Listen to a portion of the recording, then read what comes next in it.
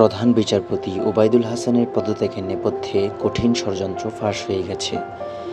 শেখ হাসিনাকে এক্স প্রধান বিচারপতি সিনহা যেভাবে অবৈধ ঘোষণা করতে চেয়েছিলেন, ঠিক তেমনি ষড়যন্ত্র করেছিল ওবায়দুল হাসান সহ কয়েকজন। যে রিপোর্ট এখনও মিডিয়া প্রকাশ করেনি সেগুলো নিম্নরূপ।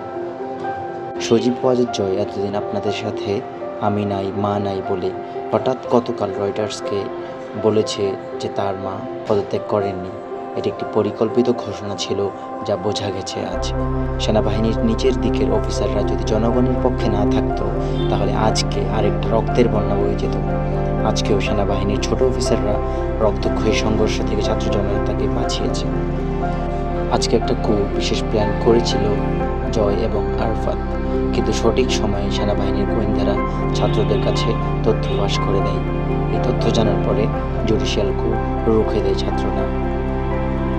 জয়, আরাফাত আর তাদের গাইডদের গোপন প্ল্যান ছিল, ডক্টর মোহাম্মদ ইউনূস যখন রংপুরে আবু সাঈদের বাড়ি পরিদর্শনে এবং কবর জিয়ারতের জন্য যাবেন এবং তারপরে ওনার হেলিকপ্টার যখন আকাশে থাকবে, ঠিক সেই সময়ে হাইকোর্টের অ্যাফিলিয়েট ডিভিশনের বিচারপতিরা ফুল কোর্ট বসিয়ে এই অন্তর্বর্তীকালীন সরকারকে অবৈধ ঘোষণা করবে।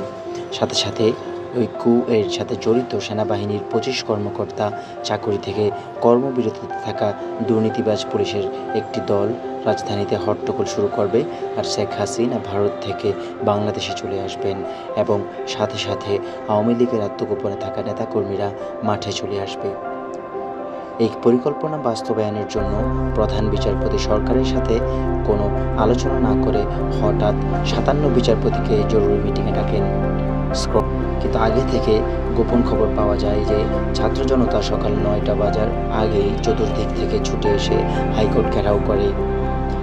সেনাবাহিনীর সমর্থনে প্রধান বিচারপতি পিছু হটতে বাধ্য হন এবং পালিয়ে থাকেন এবং মিটিং স্থগিত হয়।